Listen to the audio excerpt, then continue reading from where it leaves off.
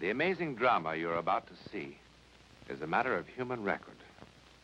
You may believe it or not, but the real people who lived this story, they believe it. They know. They took that one step beyond.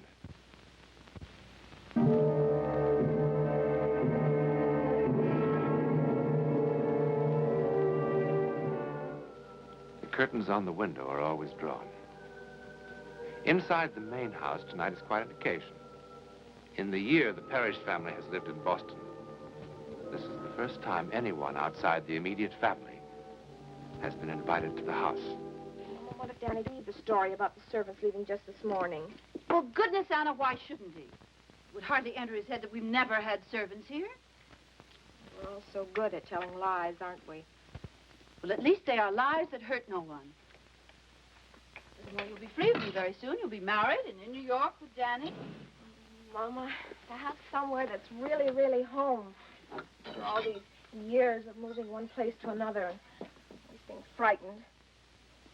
Mama, did I tell you what Danny said to me? He said he wanted 6 children. Of course, I just sat there and stammered and blushed. What's that? It's nothing. It's a recipe. You know, Danny even has names for them. Michael and Eric and David for the Margaret, boys. And the... We'll have the Beaujolais with dinner. Yes, Papa. Oh, darling, you better run along upstairs and get ready. Yes. Danny seems to be the kind who never late.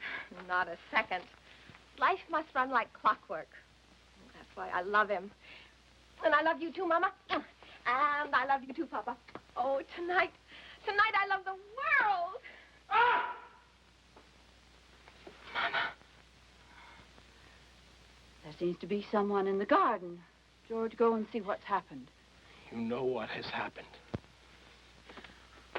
Mama, please, please don't. No one can see into that room. Wash your hands. That'll help. Wash my hands. Will that wash away Jason? I hate him, I hate him, I hate him! Anna!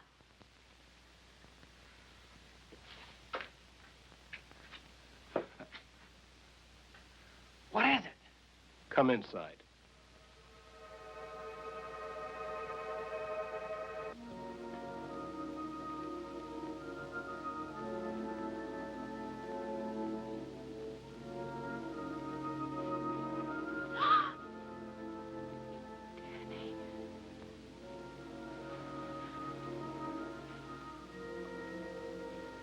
Tell me, what is it? Danny, there's nothing for you to be afraid of. I'd heard stories about it, but I didn't believe them. And then, just now, I saw for myself, sitting in a red velvet chair. That's what was so horrible. In a red velvet chair with a high back, reading a book for all the world like a human being. Oh, no.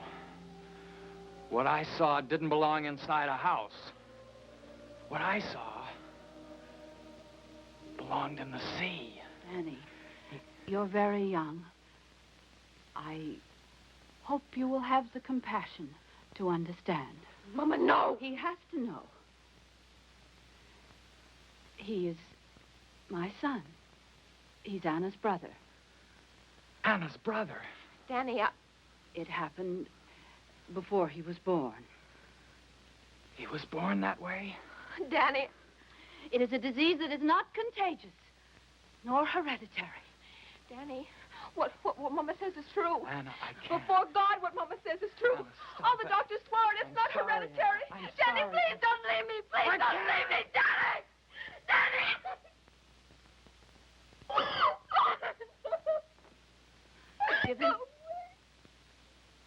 Give him time to think. If he really loves you, he will come back. No, he won't. You saw the way he looked at me.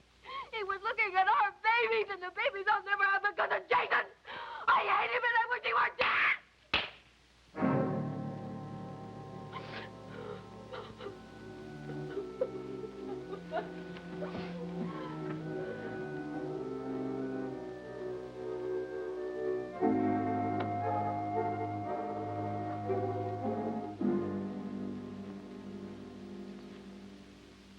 George, I think I shall send Anna away someplace. Someplace pleasant. It's Jason who must be sent away, No, Margaret. George, not again, not now. Yes, now. George! How long can you be selfish? Each time we've had to move, whenever I've had to look for a new job, you know what agony it's been for him. He'd be happier away from us. There are hospitals that would take him. You don't mean hospitals. He's my son, too, Margaret.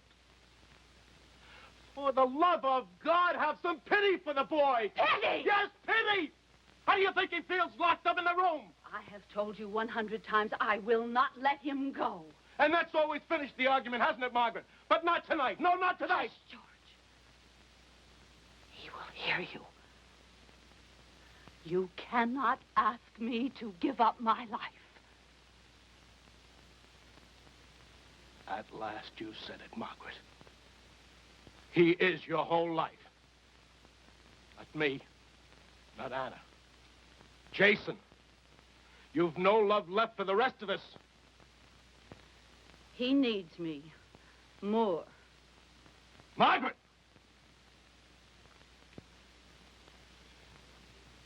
I mean what I say. If you don't agree with me now, if you don't agree with me this moment to send Jason away, then I shall leave you.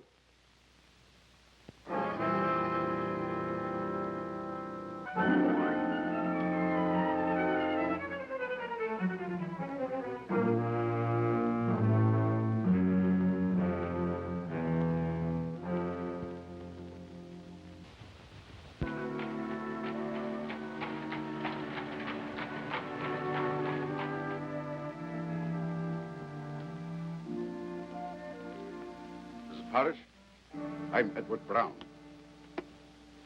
It was very kind of you to see me. Who could resist such a letter?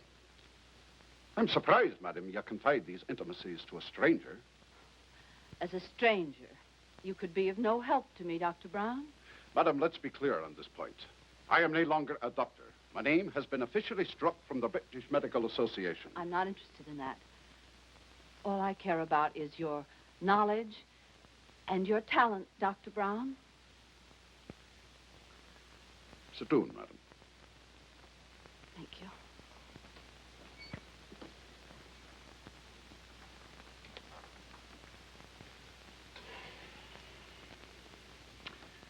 I remember hearing of a few such cases as your son's. Well, other doctors have told me that almost every 100 years a child is born with this affliction. You know, Jason says that he has read a theory that all mankind has evolved from the sea, the cradle of life. But Jason says that perhaps the seed of our beginnings is still with us, and that this is God's way of reminding us that we have not come as far as we would like to think. Cradle of life. Jason sounds a remarkable boy. Madam, why have you come to me? I read of your lecture. Lecture? Lecture indeed. The papers termed it a riot. The police had to be called. Here, this is what interested me. The jeering began when Brown made claims that his so-called mind force could be efficacious in the treatment I of read certain the account, illnesses, madam. I read it. particularly ailments of unknown origin. That's why I came, Dr. Brown. Please, will you be honest with me? Have you been successful? There have been a few cures on many, many failures.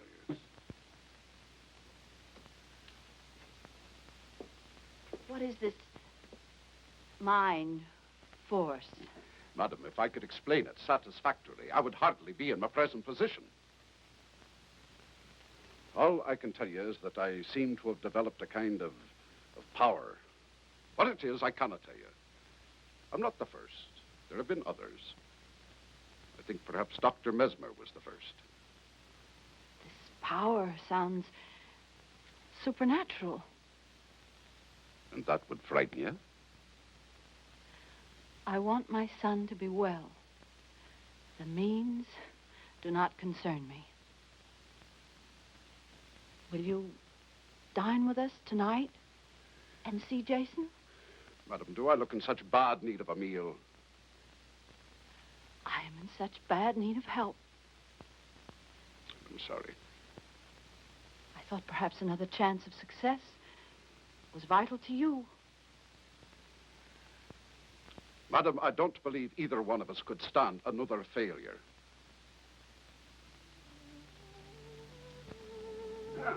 I haven't had a roast like that in more months than I'd care to say. Anna, did you hear that? Dr. Brown was complimenting you on your cooking. Mama, Papa wrote that he'd seen Danny in New York. It was just by accident on the street. They didn't even speak. Danny crossed the street. Aye, what can be worse than the loss of love? Except perhaps the loss of belief that it can happen again. If you have finished your coffee, Doctor, I will take you to see Jason. Miss Parrish. You remember at dinner, me talking about my life in England? What are my beliefs? I was made to look a fool. Many people turned their backs on me, including someone I loved most dearly. But now I'm glad it happened. Now I know there was no real love between us.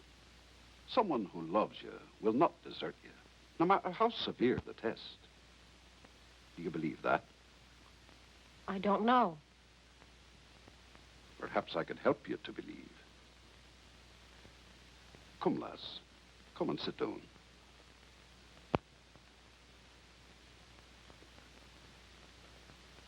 Perhaps I could help you to believe. Madam, have I your permission to play a game with Anna? You have? Anna, you know I want to be your friend. Yes. Give me your hands.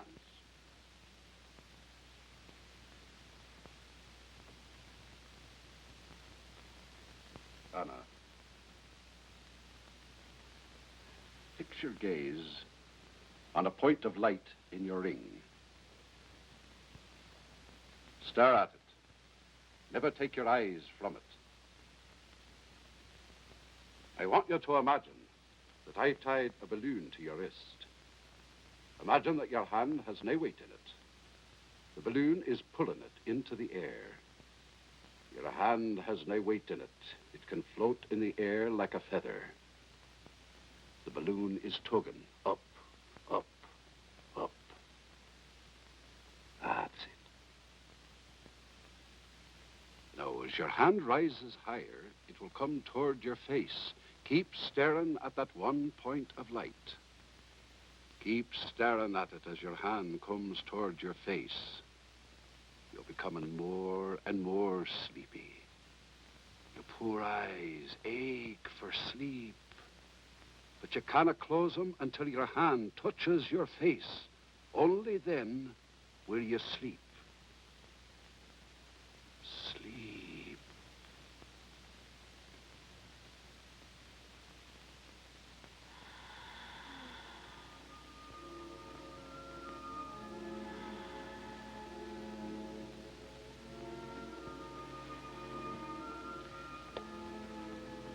It's easy with someone so eager to escape.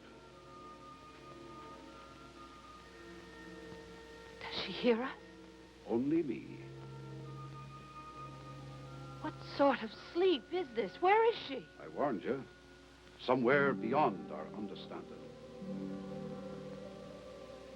You remember what I told you about the power the mind has over the body? Let me show you. Anna, now you're even more deeply asleep. You hear nothing but my voice. Yesterday, you had an accident in the kitchen. You scalded the back of your hand with boiling water. The skin is still raw and sensitive from the burn. Touch the back of her hand.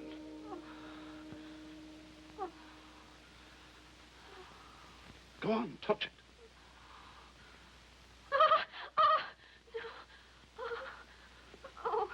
The burn is healed. The pain is all gone. In fact, you have no feeling in your hand whatsoever. The nerves are all dead. The hand is numb. Have you a pin?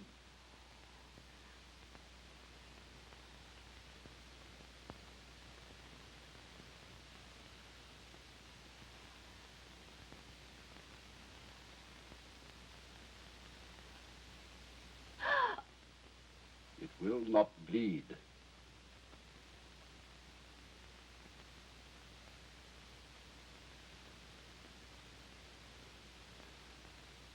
Now the hand is as it was, as if the burn had never been.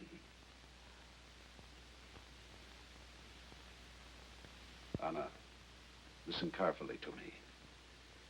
When you wake up, you'll be as happy as you were before Danny went away. You will not forget him. You will only forget the pain of his going away. You will feel the hurt no more. When I count 3, you will open your eyes and be wide awake, feeling happier and more rested than you ever have in your life. 1, 2, 3.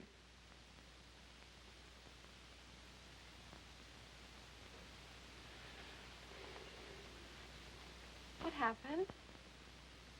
I was listening to the doctor, and then I... Well, I guess I must have dozed off. Oh, I'm sorry. You must think I'm terribly rude. We'd be a deal healthier if we all took a bit of a nap after dinner.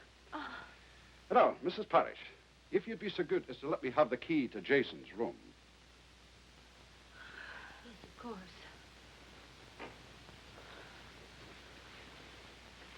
Doctor, I think if anyone can help Jason, it's you. Thank you.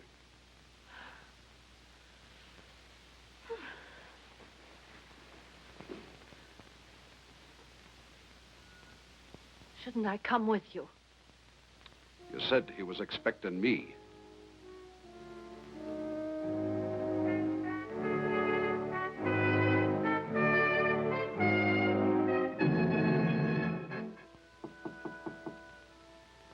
Jason, it's Edward Brown.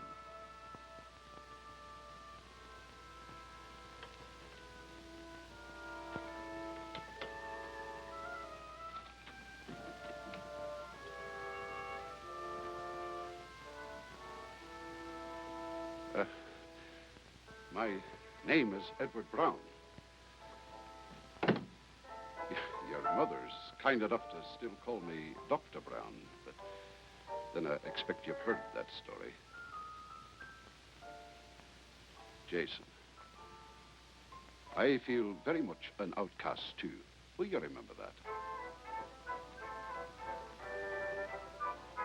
I need your cooperation if I'm to be of help. Remember this, too. We'll be dealing with the unknown. How long it will take and to what end, I know no more than you. It may be frightening, even dangerous. And what is worse, futile. Jason, I failed many times. The decision must be yours.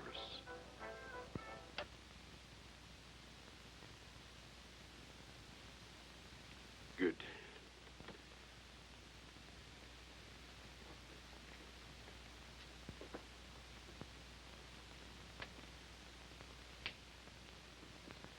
Let's waste no more time.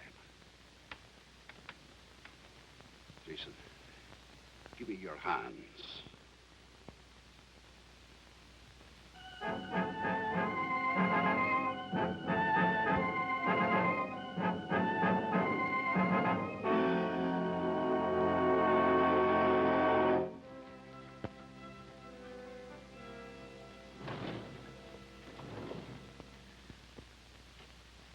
Not even on Christmas Eve. I think I must have been insane to let that doctor talk me into this. Absolutely insane. Dr. Brown, I wonder if he ever was a doctor. Mama. Not even on Christmas am I allowed to see my own son? Now, Mama. He could be dead for all I know. Now, that's silly. Do you know the last time that I saw him? It was September the 2nd. And Dr. Brown, since that moment, has had nothing to say at all. Mama, that is not true. Why, only last week. Last week, what did he say last week? He seemed very hopeful. Then why doesn't he let me see him? You must trust him. Well, I don't. I don't trust him. I think it's all some kind of a hoax. Jason isn't any different. There isn't any change at all. Oh, there's one thing that's changed. I've lost him. Jason isn't mine anymore. Well, that's it. Well, that's what's upsetting you, is it, Mama?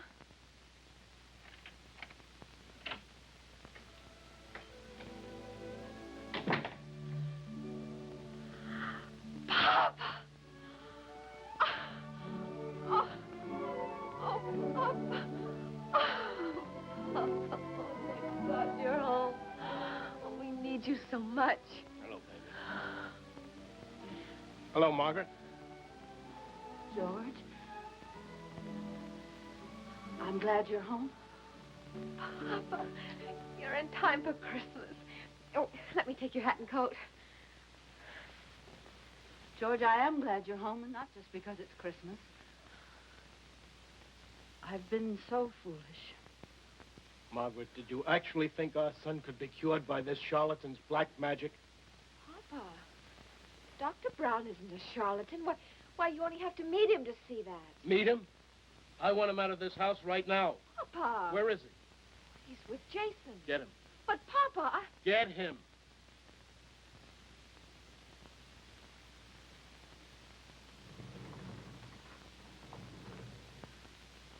I was desperate, George.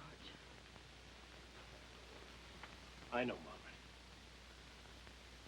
Margaret, I brought someone with me. He's waiting outside. Why? He's from a hospital in New York. No! Margaret, listen to me. No! I've seen the place. No! No, I've lost him once. Never again, never again. Margaret, we'll go down there together. You can see it for yourself. No! I have seen those places, I know. I would rather have Jason dead first. Margaret, all the papers have been signed. No! There's nothing you can do, Margaret.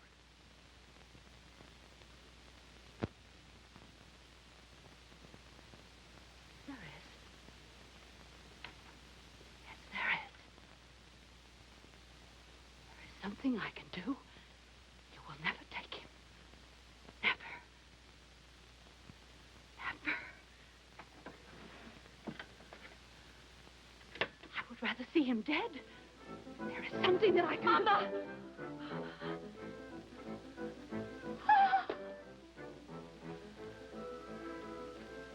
It was Jason's wish to wait till Christmas.